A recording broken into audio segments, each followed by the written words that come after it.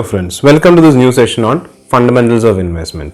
ഇന്ന് നമ്മൾ ഡീൽ ചെയ്യാൻ പോകുന്നത് ടെക്നിക്കൽ അനാലിസിസ് എന്നൊരു സെക്ഷനിലേക്കാണ്. കഴിഞ്ഞ ക്ലാസ്സുകളിൽ നമ്മൾ ഫണ്ടമെന്റൽ അനാലിസിസ് കവർ ചെയ്തു. ഇനി തൊട്ട് നമ്മൾ അങ്ങോട്ട് ടെക്നിക്കൽ അനാലിസിസ് ആണ് നോക്കാൻ പോകുന്നത്. So let's get into this. Before going into this content further, if you're new to this channel, please like, share and subscribe. Now, as I was saying, technical analysis in the world, it's one of the two famous methods of finding out or predicting the value of a security. First one, we already discussed fundamental analysis. This is technical analysis. Now, technical analysis is it is the examination of past price movements to forecast the future price. Even we consider evaluate the past price movements ആണ്, historic price movements ആണ്. എന്തിനു വേണ്ടിയിട്ട്? ഫ്യൂച്ചറിലുള്ള price അല്ലെങ്കിൽ intrinsic value, ഇപ്പോഴത്തെ ശരിക്കുള്ള value കണ്ടുപിടിക്കാൻ വേണ്ടിയിട്ട്. Okay, it is a study of historical stock price and the market behaviour to identify a pattern. നമ്മൾ മെയിനായിട്ട് ഈ പറഞ്ഞിട്ടുള്ള പഴയ പ്രൈസുകളും അതിനകത്തുള്ള മാർക്കറ്റ് ബിഹേവിയേഴ്സ് എന്ന് പറയുമ്പോൾ എത്രത്തോളം ഇൻറ്റൻസിറ്റിയിൽ ആൾക്കാർ ബൈ ചെയ്യുന്നു, സെൽ ചെയ്യുന്നു, അങ്ങനത്തെ കാര്യങ്ങൾ നമ്മൾ ഇവാലുവേറ്റ് ചെയ്യുന്നത് എന്തുകൊണ്ടാണ്? പാറ്റേൺസ് കണ്ടുപിടിക്കാൻ വേണ്ടിയിട്ട്. വി മേക്ക് യൂസ് ഓഫ് ഈ പറഞ്ഞിട്ടുള്ള ടെക്നിക്കൽ അനാലിസിസിൽ നമ്മൾ കുറേ അധികം ചാർട്ടുകൾ, നമ്മൾ different kinds of candle stick chart അല്ലെങ്കിൽ ഈ പറഞ്ഞ പോലെ മൂവിങ് ആവറേജസ്, അങ്ങനെ ഒരുപാട് മീൻസ് ഓഫ് ഇവാലുവേഷൻ നമ്മൾ നോക്കുന്നുണ്ട് ആൻഡ് കാൽക്കുലേഷൻസ് ഒക്കെ നമ്മൾ നോക്കുന്നുണ്ട്. അതെന്തിനു വേണ്ടിയിട്ട്? നമ്മൾ ഒരു ട്രെൻഡ് സ്പോട്ട് ചെയ്യാൻ വേണ്ടിയിട്ട്. Okay, once you find out a trend, നമുക്ക് ഒരു ജനറൽ ഡയറക്ഷൻ അറിയാം, നമുക്ക് എങ്ങോട്ടാണ് പ്രൈസ്, മുകളിലേക്കാണോ താഴേക്കാണോ പോണേ എന്നുള്ളൊരു വെൽ തോട്ട് ഔട്ട് ഡയറക്ഷൻ നമുക്ക് കിട്ടും. ഓക്കെ, നൗ ഇവിടെ ശ്രദ്ധിക്കേണ്ട ഒരു കാര്യം, നമ്മൾ ജസ്റ്റ് നോക്കുന്നത് പ്രൈസ് മാത്രമാണ്. ടെക്നിക്കൽ അനാലിസിസിൽ we don't delve into why such and such thing happened. ഇപ്പോൾ ഒരു പ്രൈസ് കയറി, പ്രൈസ് എന്തുകൊണ്ടാണ് കയറിയെന്നൊന്നും നമ്മൾ നോക്കാനും പോകുന്നില്ല. We are observing only the price movements. Okay, that is the one of the reasons technical analysis is also sort out. കാരണം അതിനകത്ത് നമ്മൾ വേറെ കോംപ്ലിക്കേഷൻസ് ഒന്നും ചിന്തിക്കുന്നില്ല. We are just looking at one or very few variables that give us the picture. Okay, now ഇതെല്ലാം വന്നിരിക്കുന്ന, ഈ theory വന്നിരിക്കുന്നത്, അതിൻ്റെ റൂട്ട്സ് എവിടെയാണെന്ന് വെച്ച് കഴിഞ്ഞാൽ ഡൗ തിയറി എന്ന് പറഞ്ഞൊരു തിയറിൻ്റെ, ചാൾസ് ഡൗ ഏർലി 19th സെഞ്ച്വറിയുടെ സ്റ്റാർട്ടിങ്ങിൽ വന്ന ഒരു തിയറിയാണ്. നൗ ഇതിൽ നിന്നാണ് അതിൻ്റെ റൂട്ട്സ് വന്നിരിക്കുന്നത് ടെക്നിക്കൽ അനാലിസിസിലേക്ക്. Okay, whenever we are talking about technical analysis, നമുക്ക് കുറച്ച് assumptions ഉണ്ട്, and this is the foundation of your technical analysis. The first assumption is that price discounts everything. നിങ്ങൾ ഇപ്പോൾ ഈ കാണുന്ന price, it is the end result of all the information that is available in the market. ഒരുപാട് informations ഉണ്ട് relating to companies, growth, any kind of gossips, any news that hits the market, the general talk in the market, the general environment of the market, അല്ലെങ്കിൽ ഇക്കോണമിനെ കുറിച്ചുള്ള news, പൊളിറ്റിക്സിനെ കുറിച്ചുള്ള news, ഇതെല്ലാം തന്നെ discount ചെയ്തിട്ട് നിങ്ങളിപ്പോൾ കാണുന്ന പ്രൈസ്, ഇതെല്ലാം മനസ്സിലാക്കിയിട്ടുള്ള അവസാനം വരുന്ന പ്രൈസാണ് ഇപ്പോഴത്തെ price. So that is the core crux of this. Fundamental അനാലിസിസിൽ നമ്മുടെ അസംഷൻ എന്താണ്? The price does not discount everything. The price, ഇപ്പോൾ കാണുന്ന പ്രൈസ് അല്ല ശരിക്കുള്ള പ്രൈസ്. ഓക്കെ, പക്ഷേ ടെക്നിക്കൽ അനാലിസിസിൽ നമ്മുടെ അസംഷൻ എന്ന് വെച്ച് കഴിഞ്ഞാൽ പ്രൈസ് എല്ലാം കൺസിഡർ ചെയ്തിട്ട് കഴിഞ്ഞിട്ടുള്ള പ്രൈസാണ് ഇപ്പോൾ കാണുന്ന price. Then price moves in trend, that is the second one. Price എപ്പോഴും ഒരു ട്രെൻഡ് ഫോളോ ചെയ്യുന്നു.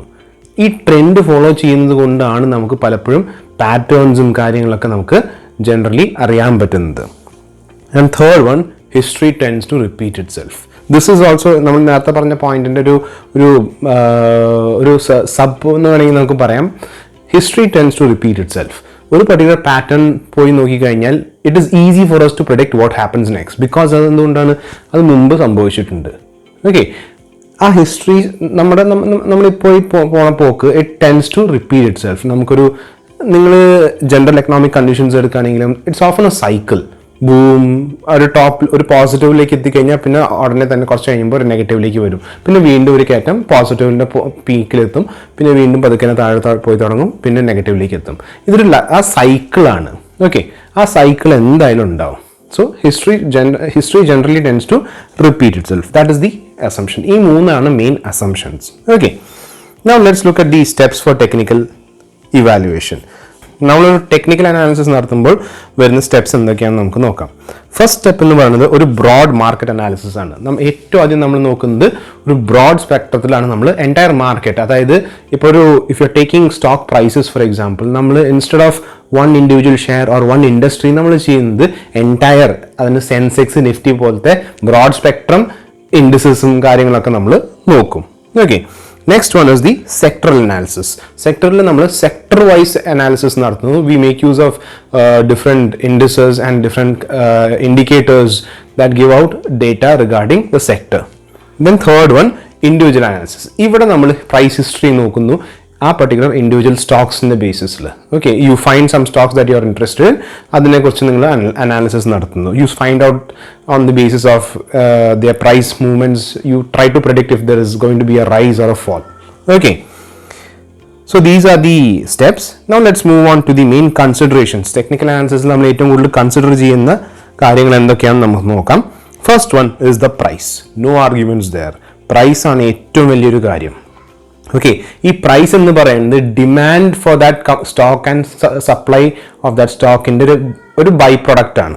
ഓക്കെ, എക്കണോമിക്സിൽ നിങ്ങൾ പഠിച്ചിട്ടുണ്ടാവും ഒരു കമോഡിറ്റിയുടെ പ്രൈസ് എന്ന് പറയുന്നത് it is based on the interaction between the supply and demand. Supply and demand ഒരു ഇൻട്രാക്ഷനിൽ സംഭവിക്കുന്നതാണ് ഇക്വിലിബ്രിയം പ്രൈസ് എന്നൊക്കെ പറയുന്നത്. റൈറ്റ്, അതേപോലെ തന്നെയാണ് ഇവിടെയും ഈ പറഞ്ഞിട്ടുള്ള ഡിമാൻഡും സപ്ലൈയും കാരണമുണ്ട് ആ പർട്ടിക്കുലർ സ്റ്റോക്കിനോടുള്ള ഡിമാൻഡ് ആൻഡ് സപ്ലൈ ഇൻട്രാക്ട് ആ പർട്ടിക്കുലർ സ്റ്റോക്കിനോടുള്ള ഡിമാൻഡും സപ്ലൈ ഇൻട്രാക്ട് ചെയ്യുമ്പോൾ സംഭവിക്കുന്നതാണ് പ്രൈസ്. ഓക്കെ, നെക്സ്റ്റ് വൺ എന്ന് പറയുന്നത് ടൈം. ടൈം എന്ന് പറയുന്നത് it's more or less the degree of time എന്ന് വേണമെങ്കിൽ നമുക്ക് പറയാം.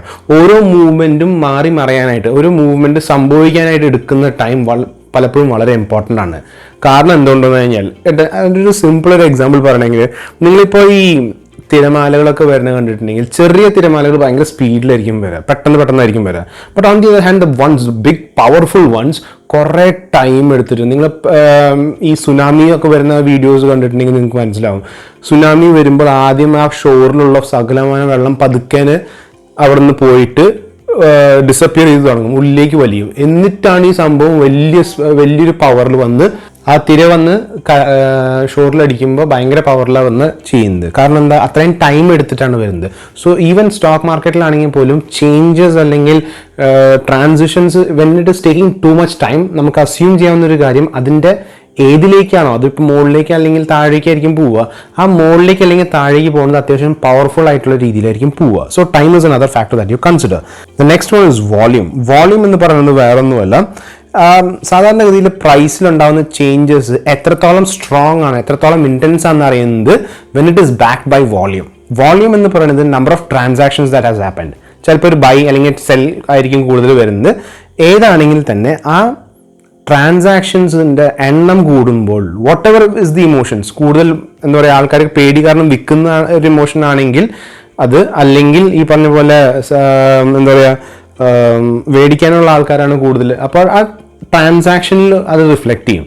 അപ്പോൾ if the number of transaction is too high, that means that whatever change, അത് പ്ലസ് ആവാം മൈനസ് ആവാം, that is backed by a huge amount of emotion അല്ലെങ്കിൽ huge amount of push from the market. Okay, next one is breadth. Breadth എന്ന് പറയുന്നത് ഒരു market indicator ആണ് ശരിക്കും പറഞ്ഞാൽ. Best way to understand breadth is that it is an indicator that shows the general direction. നമ്മൾ market ബുള്ളാണോ ബെയറാണോ എന്ന് മനസ്സിലാക്കുന്നത് ഈ പറഞ്ഞിട്ടുള്ള ബ്രെഡ്ത്ത് കാരണമാണ്. Best way to understand breadth is that it shows how much is the number of sells. It shows how much is the number of highs in compared to the lows. അതായത് ഒരു മാർക്കറ്റിൽ ഒരു stock market എടുക്കുകയാണെങ്കിൽ അല്ലെങ്കിൽ ഒരു share market എടുക്കുകയാണെങ്കിൽ you can see that certain amount of stocks will be in the positive. അവരുടെ previous ഡേയുടെ വാല്യൂവിനേക്കാളും കൂടിയിട്ടുണ്ടാവുള്ളൂ. ചില സ്റ്റോക്സ് അങ്ങനെയല്ല, ഇന്ന് പ്രീവിയസ് ഡേയുടെ വാല്യൂവിനേക്കാളും കുറഞ്ഞിട്ടുണ്ടാവും. സോ അഡ്വാൻസസ് ഉണ്ടാവും, ഡിക്ലൈൻസ് ഉണ്ടാവും. Now when you are comparing the two, if the advances are much more than the decline, അതൊരു positive breadth ആണ്. When the declines are much more than the advances, that's a negative breadth. Okay, so breadth is another indicator, another consideration in terms of technical analysis. So hope you've understood the content. In case of any doubts, please feel free to message me on my WhatsApp number. Thank you.